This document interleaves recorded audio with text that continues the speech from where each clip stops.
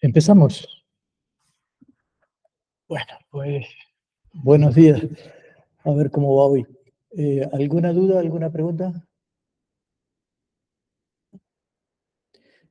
Esta es la encuesta del alumnado. Tenemos 13 rellenadas. Todavía creo que hay que llegar al 67 y estamos en el 30%, algo así. La muestra deseable, por lo que dice aquí, es 31. O sea que si alguien no ha rellenado la encuesta, por favor la rellenan. Ya saben, se van al campus y...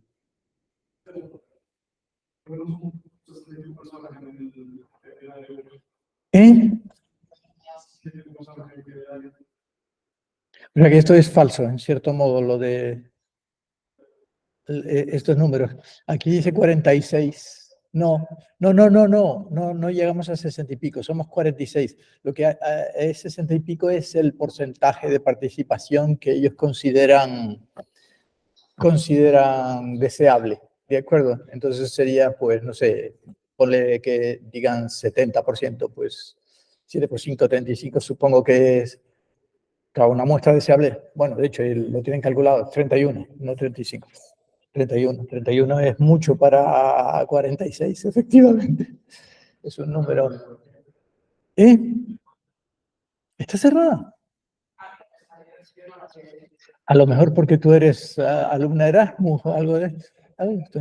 Teóricamente, a ver qué era lo que decían aquí, véase las notas para rellenar la encuesta del alumnado. Teóricamente, cuando vas al área personal, ¿no? Ahí no te sale valoración de la docencia. Teóricamente es así. Vamos. En cualquier caso, tampoco, si no puedes, pues no puedes. Nada, no. ¿Qué más? Eso.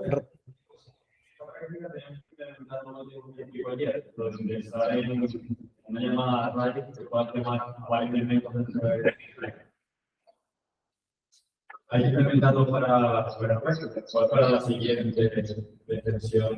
Indexar, ¿qué fue lo que expliqué ayer? A ver. Lo único que vimos fue con la llamada a funcionar podíamos poner el nombre de variable y luego varios índices. Sí, eso es para esta práctica. Eso es un requisito para esta práctica, para la práctica, a ver, laboratorios. ¿Eh?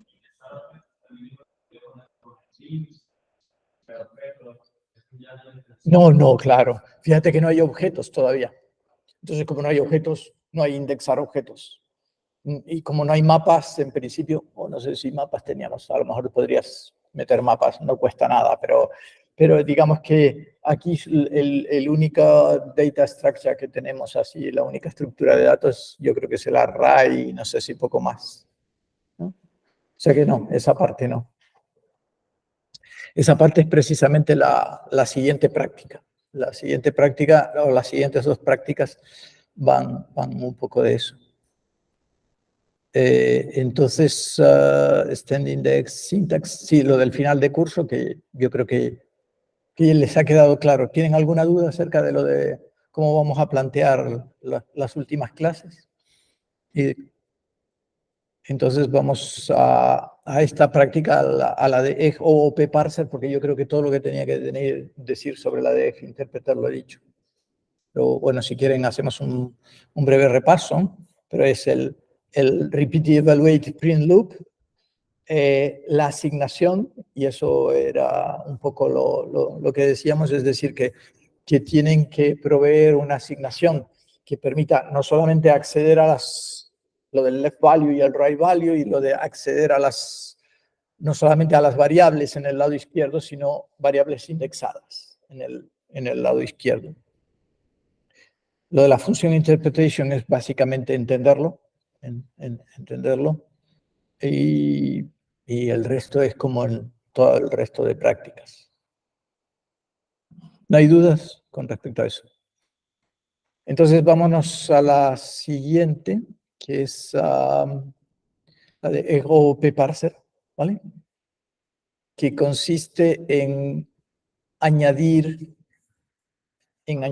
no sé si se ve el negro además, en añadir, bueno, vamos a editar este ficherito aquí. Vámonos a, estoy aquí y este es Object Column Selector, justo el que tengo abierto. Bueno.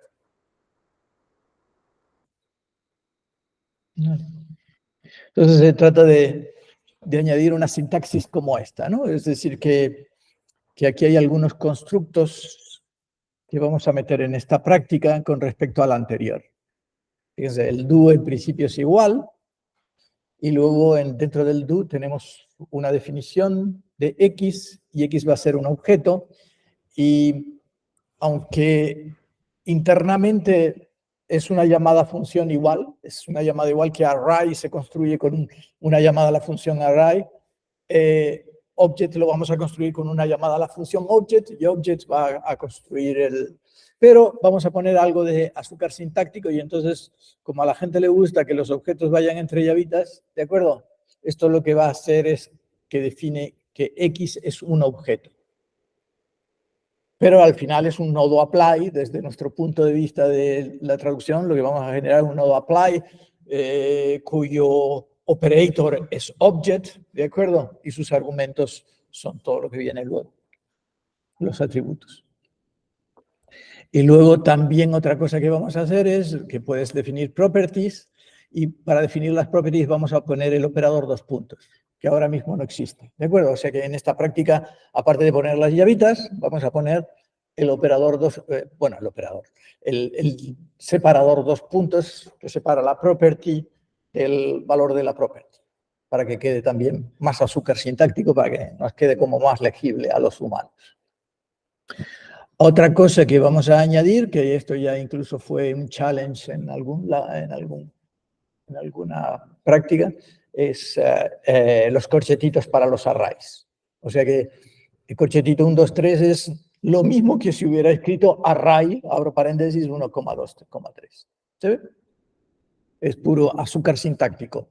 Es decir, que lo que estamos haciendo es que se parezca más a un lenguaje normal y que sea más legible. Luego aquí en lo mismo, estamos definiendo un método GC del objeto, ¿de acuerdo? Y GC, claro, vemos que es un método porque es una fun que está definido dentro del objeto. Y fíjense que en este caso no tiene parámetros, sino que como solo tiene un argumento fun, ese es el body, porque ya lo discutíamos en prácticas anteriores, cuando vimos cómo... introducimos en esta práctica, un nuevo constructo que es self, que hace alusión al propio objeto, ¿de acuerdo? O sea que self es el propio objeto, y aquí, evidentemente GC es una función que retorna C, ¿de acuerdo? ¿Se ve? La semántica es la misma que en cualquier lenguaje de programación normal. ¿Sí? Luego ponemos un setter también, o sea, ese C va a ser un método, se ve porque es una fun, y lo que devuelve es fíjense que aquí introducimos una nueva sintaxis que no habíamos, y hemos dicho, bueno, fun recibe un value, ¿de acuerdo? Y lo que hace es cambiar el valor de C a ese value. Y para eso, fíjense que producimos una nueva sintaxis que es el punto. El punto hasta ahora no existía en el lenguaje, ¿de acuerdo? Ahora podemos hablar de objeto punto o mapa, ¿de acuerdo? Objeto punto. Self.c o x.c o x.d, etcétera, etcétera. ¿Vale? O sea que hay unas cuantas cosas. Estamos introduciendo las llavitas, estamos introduciendo los corchetes, estamos introduciendo los dos puntos, estamos introduciendo el self y estamos introduciendo el punto para acceder a la property. Y de paso vemos también otra cosa que no habíamos introducido, que son los corchetitos para indexar. Parece que no los habíamos introducido, ¿no? No, yo creo que a estas alturas, o sea que están apareciendo un montón de constructos nuevos, ¿vale? Y por supuesto ese C es un setter que cambia el valor. Hasta aquí bien. Y luego metemos otro método, incrementar, que lo que hace es que coge el valor de C sub 0 del atributo C del objeto y lo incrementa en 1. ¿Se ve? Porque más self 1 va a incrementar en 1 el C sub 0. ¿De acuerdo? O sea, el setter solo cambia el sub 0, no cambia el C. Bueno. Y luego ya, pues, ¿cómo lo usamos? Pues X punto, tenemos la notación punto, ¿de acuerdo? Esto sería una llamada al método. Esta es otro ejemplo de llamada a método de un objeto. O sea, empezamos a usar el punto. Yo creo que aquí no hay nada nuevo. Y, por supuesto, los puntos se pueden anidar. X.c. Ah, bueno, sí, aquí hay una característica en la línea 20 también, que es que X.c es un objeto de qué tipo? Es un objeto de tipo array. ¿De acuerdo? Y entonces nos aparece mágicamente casi el método pop, porque como nuestro array egg se mapea en un array JavaScript y los arrays JavaScript tienen un método pop, podemos llamar al método pop del objeto JavaScript subyacente. ¿Se ve? O sea que una de las cosas que queremos en esta práctica y en la siguiente hacer es que los métodos que ya tienen los objetos JavaScript subyacentes queden accesibles desde eje. ¿Sí? En cierto modo, aquí hay una funcionalidad nueva en esta línea, en la línea 20. Y nada, y luego imprimimos x.c y esto lo podemos, este se llama object, pues, bueno, sí. ¿Y cómo vamos a ejecutar esto? Porque en esta práctica solo vamos a hacer la parte del compilador. Es decir, que solo vamos a hacer el análisis léxico, sintáctico y generar los árboles, ¿de acuerdo? Y vamos a tener que extender nuestros árboles para que puedan, digamos, dar la funcionalidad de objetos. Entonces, como no tenemos todavía el intérprete es la siguiente práctica, ¿de acuerdo? En la siguiente práctica se trabaja en el intérprete para dar toda la funcionalidad de interpretación de los objetos. Lo que voy a hacer es que les voy a proveer el intérprete, ¿de acuerdo? O sea, que lo que hacen es bajarse el intérprete, pero como no quería tampoco que vieran mucho el código del intérprete, para que no sé, para que se lo tuvieran que trabajar, lo que vamos a hacer es que cuando acepten esta práctica, en el mismo template que se ha utilizado, en el repo de template que se ha utilizado, ¿de acuerdo? Voy al repo de template, lo tienen accesible, y aquí tienen el enlace, ¿de acuerdo? Este es el repo de template a partir del cual se les genera el repo de asignación de la práctica, y en concreto aquí le he añadido una release. No sé si han usado alguna vez las releases de GitHub, pero ustedes pueden asociar siempre a un repo releases, ¿de acuerdo? Las releases sirven para, normalmente, o una de las cosas que se hace en una release efectivamente, es como una versión. Es una versión en la que sueles dejar ejecutables binarios. Por ejemplo, cuando tú tienes, yo que sé, un repo en el cual es Rust, ¿de acuerdo? O Go, pues lo que generas es un binario y entonces a la hora de descargar los binarios de esa versión, lo que haces es una release. Y en la release pones los ejecutables. De manera que en la release tienen aquí los ejecutables del intérprete para Linux, Mac, Windows, etcétera, ¿vale? Que son compatibles con el compilador que tienen que ustedes hacer en la práctica, ¿vale? Y entonces lo que se ha hecho aquí es, realmente se puede usar una herramienta o más de una herramienta, hay más de una herramienta que hace esto, pero esta herramienta Vercel PKG Package, que coge un un Node.js y te genera binarios para los diferentes sistemas operativos. ¿De acuerdo? O sea que en realidad, pues, el intérprete está escrito en Node, pero lo que les voy a dejar es el binario. Entonces, lo que hacen es, se bajan el que corresponda a la máquina o a las máquinas en las que van a trabajar, se bajan la distribución. Yo lo que he hecho es un enlace por ejemplo, en este caso, como es un Mac, de acuerdo, lo que hago es un link simbólico a EVM, a la distribución que me haya bajado, ¿vale? Que de hecho aquí está, ¿no? En ls-l bin. Yo he puesto bin, EVM es un enlace a donde dejé la distribución, ¿vale?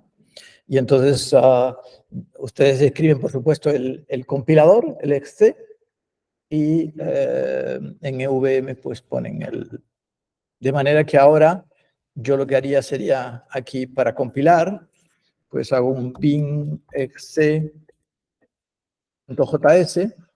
de examples, esto está en example object column, ¿no? Object column, que es el que acabamos, object column selector.eg, y eso me va a generar el object column selector.json, que incluso vamos a abrirlo, code examples object column selector.json, ¿de acuerdo? Y nada, con esto lo que hemos es generado el árbol, ¿de acuerdo? Tendríamos por ahí, pues, yo qué sé, todo el árbol. Quería, pero para que vieran, a ver si por aquí.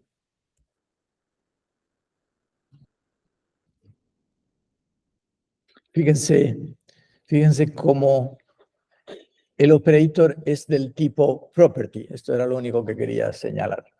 Es decir, que vamos a introducir, enseguida iremos a eso, pero un nuevo tipo de nodos, los nodos property, porque que nos sirven para el punto, en cierto modo, para decir, esta es una propiedad del objeto. ¿Vale? Aquí tenemos otro de tipo property, etc. Bueno, entonces, vamos a cerrar esto. Una vez que lo hemos compilado y obtenido el JSON, pues usamos el EVM, que he dejado el enlace ahí en bin EVM, examples, objects, selector, JSON. ¿De acuerdo? Y lo ejecutamos. Y si quieren, y nos sale pues lo que tiene que salir. Y si quieren pueden hacer un ejecutable, un script que haga las dos cosas, compile y ejecute, ¿vale? Y yo creo que por aquí yo también he hecho un ejecutable, code bin EVM, vamos, simplemente, no, se llama así, code bin, creo que se llama. No, es simple, no, no, de hecho, no, este no es un buen ejemplo porque está adaptado a mi situación, pero no es genérico, ¿vale? Bien. Luego, este es el objetivo. Este es el objetivo de la práctica. Funcionalidades que se les van a pedir.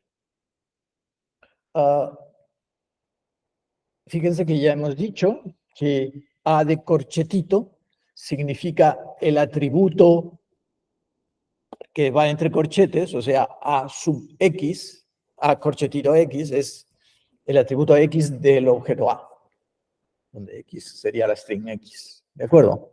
Y A corchetito 0 es el atributo 0 de la raya, ¿vale? Aprovechamos el hecho de que en JavaScript los arrays son objetos y en realidad son objetos cuyos atributos son índices numéricos. Es decir, sub 0 es una propiedad del array, ¿de acuerdo? Y sub 1 es una propiedad del array, es un atributo. Entonces, lo que quiero es que en la sintaxis se extiendan para que se pueda poner, a diferencia de JavaScript, que solo permite un subíndice, ¿de acuerdo? Nosotros queremos que next te permita múltiples subíndices separados por comas. O sea que queremos que A sub 02 sea un sinónimo de A sub 0 sub 2. ¿Vale? Y nos ahorramos un carácter a la hora de escribir. De manera que este programa debería de funcionar. Aquí decimos A es un array, ¿de acuerdo? De arrays, con 2 arrays, y yo puedo decir A sub 0 sub 2, y eso me debería de dar un 6. ¿Se ve? De manera que si copiamos este multiple properties, ¿vale? El código es el mismo, pues debería de compilar bien, y cuando lo ejecutemos, no, vamos a hacer no con npx, porque con npx es porque yo lo tengo instalado, ¿no? Pero ustedes tendrán que hacer bin evm examples multiple properties.json y les debería de dar el resultado. ¿De acuerdo? O sea que multiple attribute indexation. Y lo mismo para objetos, es decir, que no solo tiene que funcionar con arrays, como en este ejemplo, sino que tiene que, por ejemplo, si tengo un objeto que tiene un atributo P, el cual es su valor es un objeto que tiene un atributo Q, el cual es un objeto que tiene un atributo R, ¿de acuerdo? Yo debería de poder, no tengo que poner A sub P de sub Q de sub R, sino A sub P, Q, R. Y esto debería de funcionar. ¿Vale? ¿Se ve? O sea que si ejecuto esto, pues yo creo que ya debo de tener incluso el ejecutable a lo mejor de alguna otra ejecución bin evm.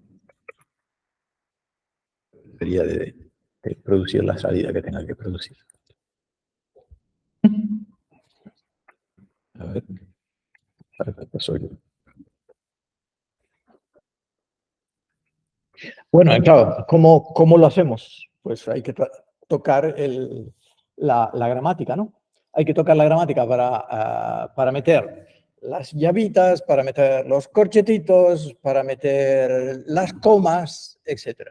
Todo eso hay que hacerlo. Entonces, una primera aproximación, fíjense, es que claro, que tenemos que poner cositas como... Ay, Dios mío.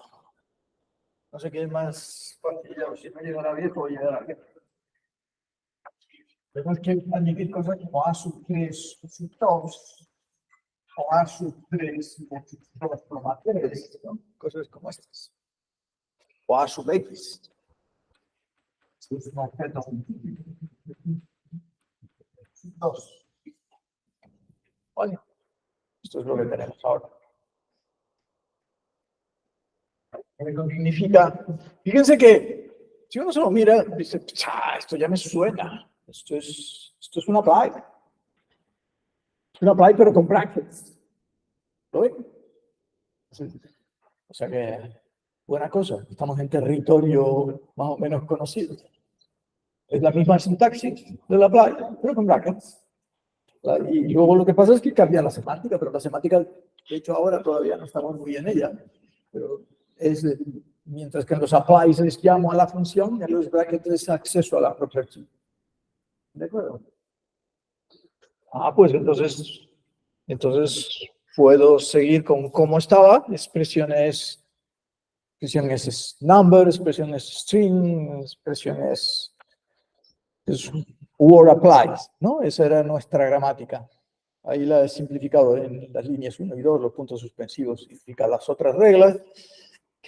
Pero ahora los applies, hay dos tipos de applies. Digamos que la filosofía que yo les aconsejo es que digan, hay dos tipos de applies. Uno son las llamadas a función y otros son las llamadas a properties.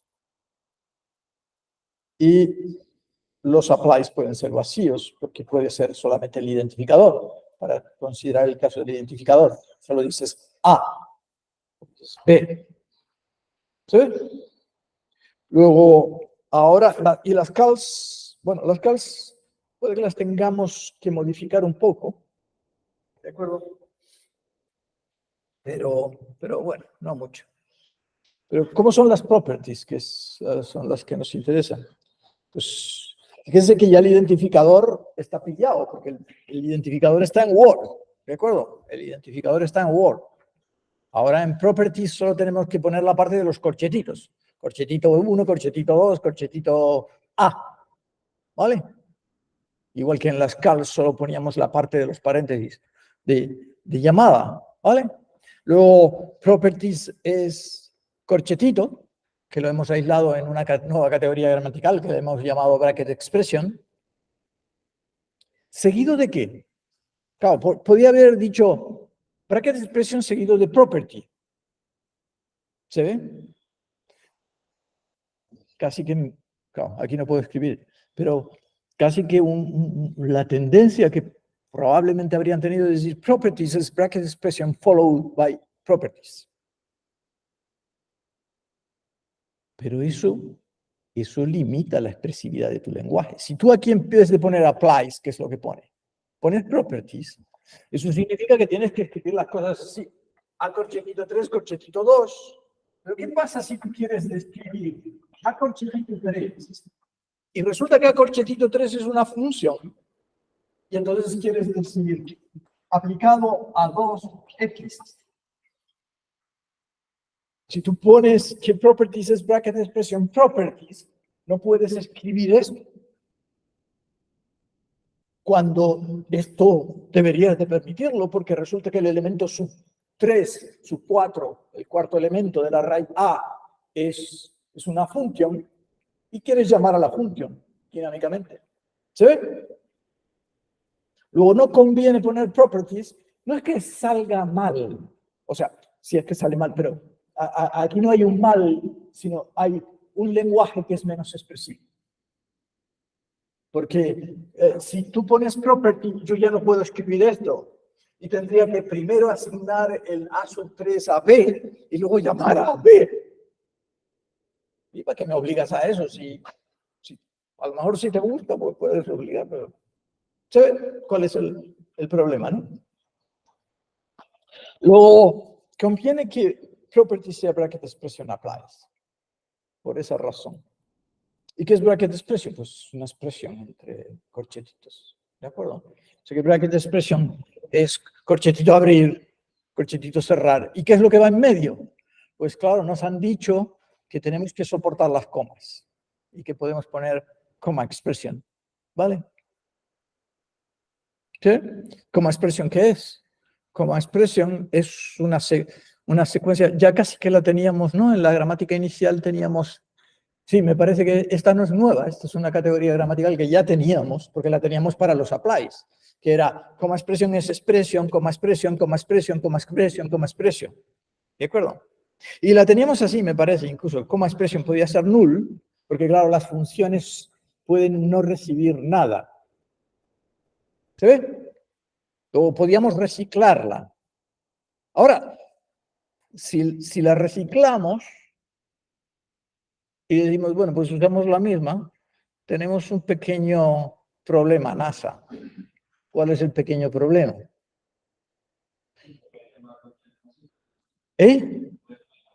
Claro, claro. Que mientras que llamada a función sin argumentos tiene sentido,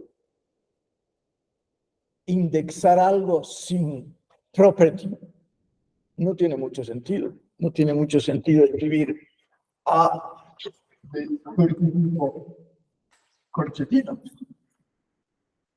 ¿Se ve? Sí. Y aquí entramos en el debate de sintácticamente correcto si decides eso. Entonces, esta frase de aquí arriba es sintácticamente correcta, semánticamente incorrecta. ¿De acuerdo? ¿Sí? Pero no hay mucho problema, es decir, de eso vivimos. Vivimos con frases que son sintácticamente correctas y que son semánticamente incorrectas, no solamente en informática, sino en los lenguajes naturales. ¿No? O sea que lo único que tú puedes es poner un control que diga, no, esto no es semánticamente correcto. No. O sea que, de hecho, de las dos opciones voy a optar por, sí, vamos a reciclar. O sea, yo lo que voy a decir, vamos a reciclar el mismo. Y lo que ponemos, si se quiere, es un control que al final creo que lo quité en la versión que está en la rama master. Entonces voy a hacer un git checkout a una rama que he hecho que se llama empty bracket, en la que sí tenía el control semántico, ¿de acuerdo?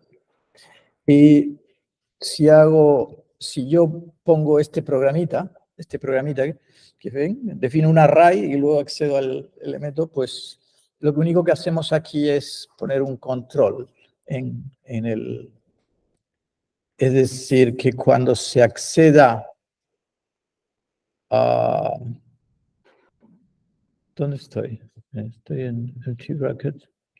Aquí, cuando bracket expression es corchetito abrir, coma expression, corchetito cerrar, llamo una función checkNoEmpty, que aparte de hacer lo que tenga que hacer, es decir, retornar el coma expression, ¿vale? Chequea que hay algo en coma expression. Vamos, eso está aquí en build y aquí está en checkNoEmpty. Y coma expression length es 0, throw. De acuerdo, de manera que cuando ejecute el compilador aquí, si lo ejecuto sobre este ejemplo, que es el que tenemos aquí, pues nos sale precisamente ese throw. ¿De acuerdo? There was an error, syntax error accessing property at line 3, column 12. ¿Vale? ¿Se ve? O sea que lo único que tenemos que hacer es, pues, comprobar un check de error.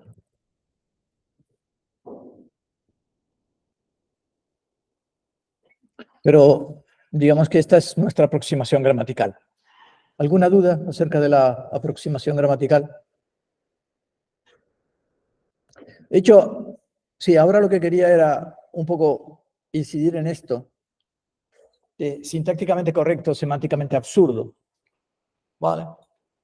Y por lo menos, la verdad que esto tampoco es algo que lo haya visto y es de mi cosecha, pero cada vez que ocurre esto, que ocurre mucho, o sea, ocurre mucho que cuando diseñas la gramática, se produce esta situación. Es un constructo sintácticamente posible, una frase sintácticamente posible, pero no hay posible interpretación. Y esto ya apareció en cuanto se introdujeron, en cuanto Noam Chomsky en su tesis en los años 50 introdujo las gramáticas, se introdujo el debate, ¿de acuerdo? Y es muy famosa esta frase, no sé si la han visto alguna vez, pero colorless ging ideas sleep furiously. Es una frase que introdujo Noam Chomsky como ejemplo de frase que serían ideas sin color verde que duermen furiosamente. Pues la verdad es que está difícil, ¿no? Es decir, la frase es sintácticamente correcta, pero búscale una semántica a eso. En informática lo tenemos más fácil, porque está claro, A corchetito no tiene sentido. Mientras que aquí tú puedes decir, pues tengo un gato que se llama ideas verdes incoloras, ¿de acuerdo? Y el gato estaba durmiendo. Al final a cualquier frase le puedes acabar... Lo que quiero decir es que al final a cualquier frase le puedes acabar dando algún sentido. Los humanos somos especialistas en eso. Pero fíjense que el sentido de las cosas, el sentido de las frases, depende del intérprete. Una frase que para ti puede no tener sentido, incluso en el mismo lenguaje sintácticamente correcta, para ti puede ser semánticamente absurda, ¿de acuerdo? Y para mí tener sentido. Es decir, que depende del intérprete, depende de si el intérprete tiene un contexto que hace que esa frase tenga sentido. Y por ejemplo, X corchetito no tiene ningún sentido, pero nosotros podríamos ahora, simplemente, y eso era lo que quería decir con el patrón de cuando ocurre esto, es, yo siempre que veo una frase que se construye en el lenguaje y que es sintácticamente absurda, digo, se le podría dotar de sentido. Y si le puede dotar de sentido, es útil al usuario. es útil al usuario. Por ejemplo, X corchetito, corchetito podría significar devolver un clonado de X para las asignaciones. Crear bueno, en las asignaciones o en cualquier sitio, crear un clon de X, un clon profundo, no solamente un clon superficial, no solamente una shallow copy, sino una deep copy, por ejemplo. Y eso sería útil. O podría decir, no, pues X corchetito, corchetito es un sinónimo de X.length. Y, ¿se ve? O sea que es, siempre vean, siempre que hagan un constructo y vean tal, se paran, piensen y...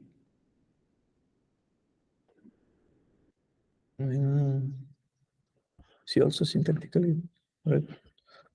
Vale, no, esto es simplemente debates sobre el asunto. Aquí tienen varios debates sobre el asunto y yo creo que tienen también un enlace a la Wikipedia, a la famosa frase de Noam Chomsky, colorless green ideas sleep furiously, que se ha convertido en un sinónimo de sintácticamente correcto. O sea que, fíjense, hasta alguien dice, no, si la frase ya tiene un sentido, significa sintácticamente correcto, semánticamente incorrecto.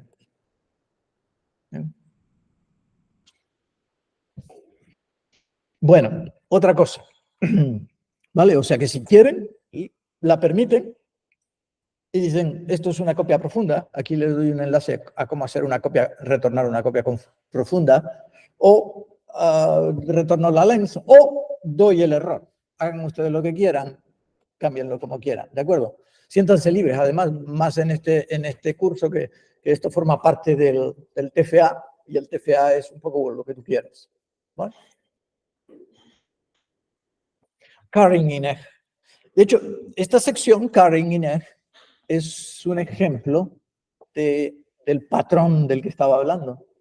Porque claro, ahora hemos introducido el corchetito, y el corchetito significa accedo a la propiedad, pero puede que haya cosas que no tengan muchas propiedades. Y entonces a lo mejor no tiene mucho sentido acceder a la propiedad de esa cosa que no tiene esa propiedad, ¿no? Bueno, como el caso de antes, el vacío. Por ejemplo, una cosa que ocurre con las funciones es que las funciones no suelen tener muchas propiedades, ¿verdad? Las funciones no tienen muchas propiedades. ¿Qué propiedades tiene una función? En JavaScript, por ejemplo, tienen el atributo source, que te da la cadena con el código fuente, pero si es JavaScript, porque si encima la función es del core, fue escrita en C, y pues, entonces no ves nada. ¿Se ve? Entonces, las funciones no tienen muchas propiedades, así que yo me puse a pensar y dije, bueno, ¿y qué podría ser una propiedad de una función? Pues esta es una oportunidad para aprovechar esa sintaxis para hacer carrying. No sé si saben lo que es carrying. ¿Saben lo que es carrying? ¿No? Vale. El carrying es un concepto que se utiliza mucho en los lenguajes de programación funcional. En Haskell, en este tipo de lenguajes, el carrying está a la orden del día y es una cosa que tiene importancia en matemáticas, sobre todo en investigación matemática. Y la idea del carrying, voy a empezar hablando un poco del carrying, antes de meternos con esto, que es una cosa que tienen que implementar en esta práctica. La idea del carrying es parecido a lo que se llama aplicación parcial también. Hay otro concepto muy relacionado que se llama aplicación parcial. Si tú tienes una función cualquiera, si recibe dos parámetros, voy a usar notación matemática ahí, si un parámetro de tipo X o otro parámetro de tipo Y y devuelve un objeto de tipo Z, ¿de acuerdo? Eso es lo que significa esa notación. Entonces, claro, aquí es X de X y esto será un Z, se lo asignas a un Z. Pero en realidad, tú puedes escribir una función G. Esta misma función F la puedes ver como una función que va. Y cuando tú haces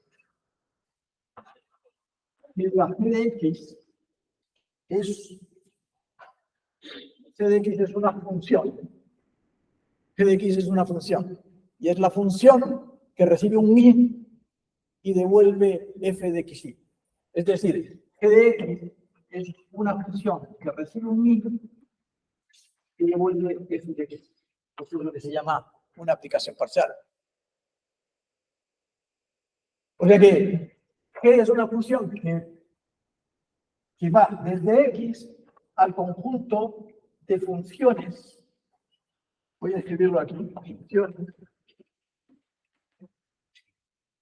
de y z.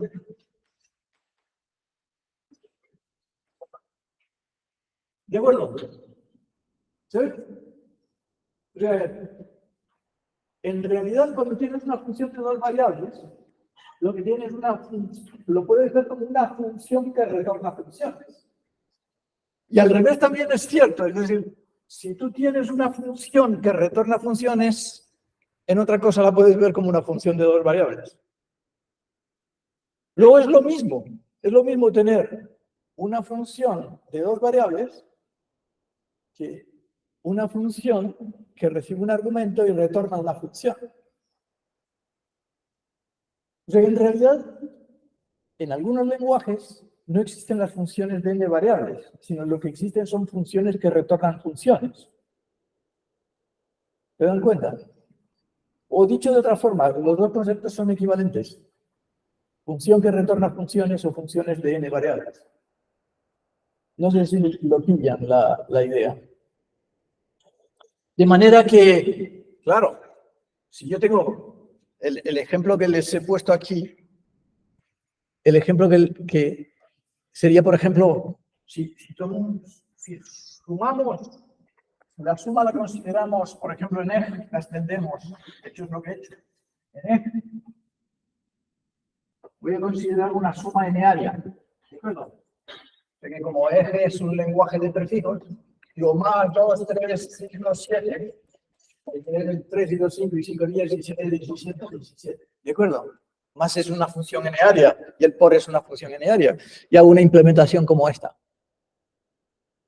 Digo, fíjense la implementación en el intérprete de eje, del más, el menos, el por, el dividido y el elevado.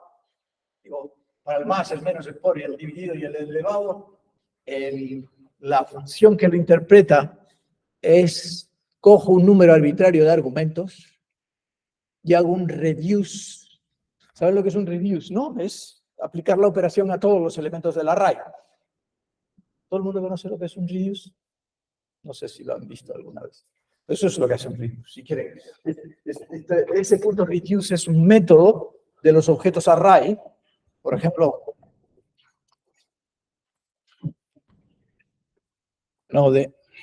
vamos a hacer aquí, los objetos array, supongan que ese es igual a 3, 4, 5, ¿de acuerdo? Los elementos array tienen un método que se llama reduce. Vale. Y ese método que se llama reduce recibe una función como argumento. Recibe como argumento una función. Y lo que hace es aplicarle la función a todas las parejas del array. De manera que la función recibe a, b, y si yo pongo que la función retorna a más b, lo que va a hacer es aplicarle la función a más b a todos los elementos del array, y por eso me dice la suma es 12. Si yo le paso a por b, me dice el producto es 60. Si yo le digo divide, los dividirá a todos, etcétera, etcétera. ¿Se ve? Lo que es un reduce. Eso sea, se llama reducir porque el objeto inicial es un array y queda reducido a un valor, porque le aplicas la operación a todos los elementos del array. ¿Se ve? De manera que aquí hemos definido las operaciones más, menos, por, dividido y elevado para que reciban n argumentos. Bueno. Entonces, ¿qué sería el curring de un más? El curring de un más, fíjense que yo puedo entonces hablar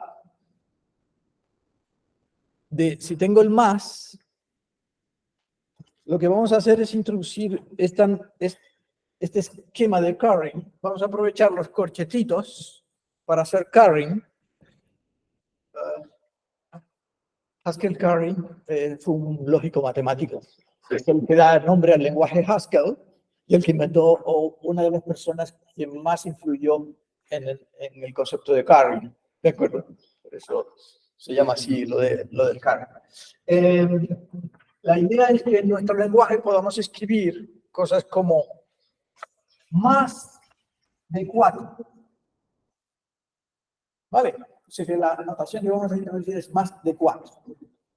Más es una función, porque más es una función, tal y como lo hemos definido, área que recibe infinitos argumentos, para infinito, cualquier número de argumentos, ¿no?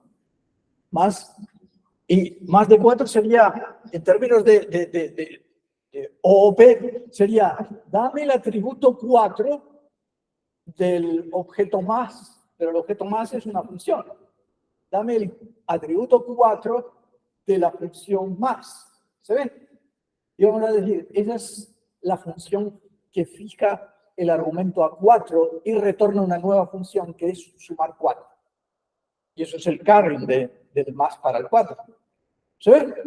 Luego lo que vamos a hacer es decir, la propiedad más de 4 es la función que suma 4. O sea que esto va a ser la función que suma 4. O sea que más 4 aplicado a 5 sería 9. ¿Se ven? O sea que esta es la implementación que quiero que hagan. Quiero que introduzcan carrying en el lenguaje EG, de manera que coges una función arbitraria y en vez de indexarla, en vez de llamarla, puedes también acceder a cualquier cosa prácticamente que reciba como argumento, y lo que hará es fijar esa cualquier cosa como argumento fijo, de manera que eso te da una nueva función, que es la función cuyo primer argumento es lo que has fijado como propiedad. ¿Se ve? O sea que si yo ejecuto esto, bueno, carry no method, vamos a control U, ups, control K, control D, salgo de aquí, code, examples, carry, no, method.eg, ¿de acuerdo? Tenemos este, ¿es eso? Print más 4.2, ¿no?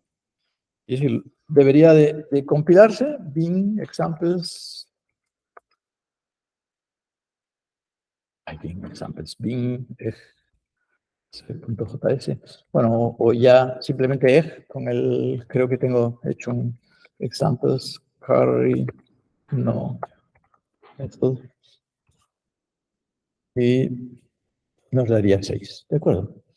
¿Sí?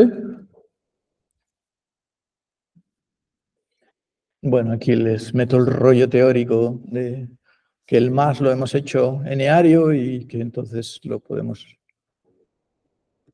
Aquí tenemos otro... Vale, no, sí, claro. ¿Cuál es la filosofía de esto? Entonces, la filosofía de esto es que si tú tienes una función, puedes ver los argumentos como si fueran una property, una función como el más. ¿Ves el argumento como si fuera una property? ¿Dónde estaba el código aquí? Aquí. ¿De acuerdo? Y eso es... Y el valor de la property es una nueva función. ¿Sí? Ahora, claro, aquí hay que tener cuidado. Siempre que uno está diseñando un lenguaje hay que tener mucho cuidado porque los posibles significados... Por ejemplo, podría ser que las funciones tuvieran en nuestro lenguaje alguna otra property. ¿Se entiende? ¿Qué properties podemos ponerle a las funciones? Properties de verdad, en el sentido no del carry. Eso, decíamos en JavaScript está el source. ¿Vale? Entonces, vamos a hacer una prueba. Voy aquí al código del intérprete o interpreter solución. Aquí hay un intérprete. Vale, que es el intérprete que están utilizando, me parece, o un intérprete parecido al que están utilizando. Y aquí teníamos...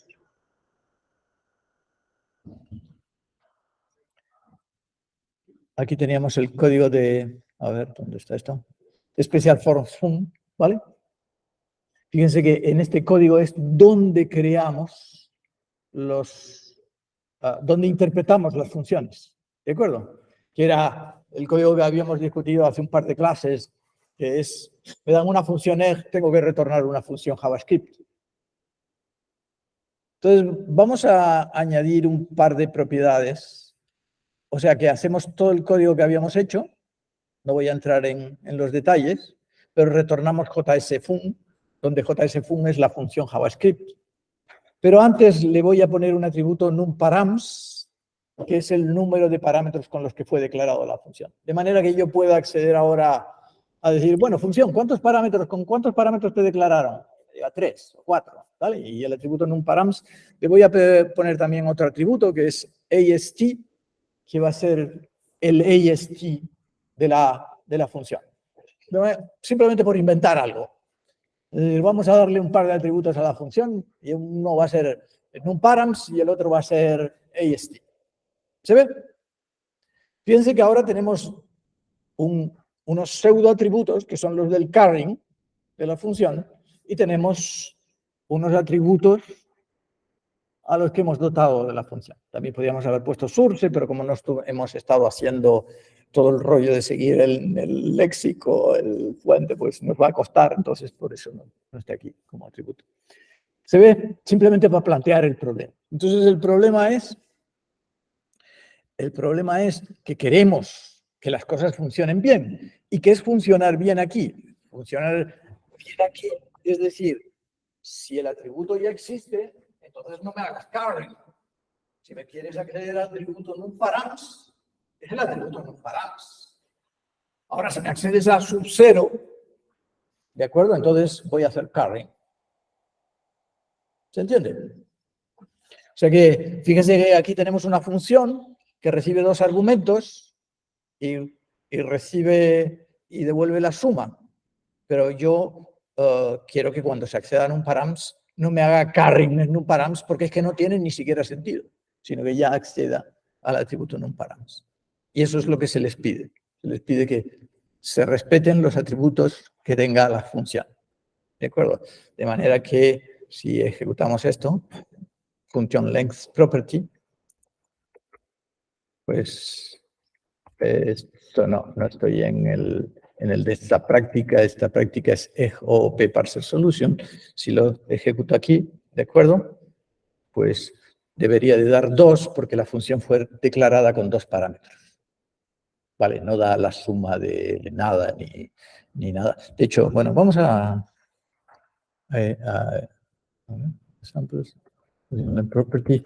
Sí, o sea, si lo llamo así, pero si lo llamo así, print f de 4, no, perdón, ¿cómo es la sintaxis? Ni yo mismo me la sé. F de 4, que sería el carrying de 4, ¿de acuerdo? Y se lo aplico a 5, me debería de dar 9. Y aquí tengo que poner una coma porque si no me va a dar un error. ¿Vale? ¿Se ve? De manera que si ahora lo vuelvo a ejecutar, me da 2 y me da 9. ¿Se entiende lo que tienen que lograr? ¿Hasta aquí bien? ¿Alguna duda? ¿Alguna pregunta? De manera que este es un objetivo. Implementar carrying para las funciones, ¿vale? Y implementarlo respetando las properties que pueda tener el objeto función. Otra cosa que tenemos que hacer en esta práctica, no, ya, sí es verdad, yo estaba oyendo un ruidito, ¿no? Es ya la hora de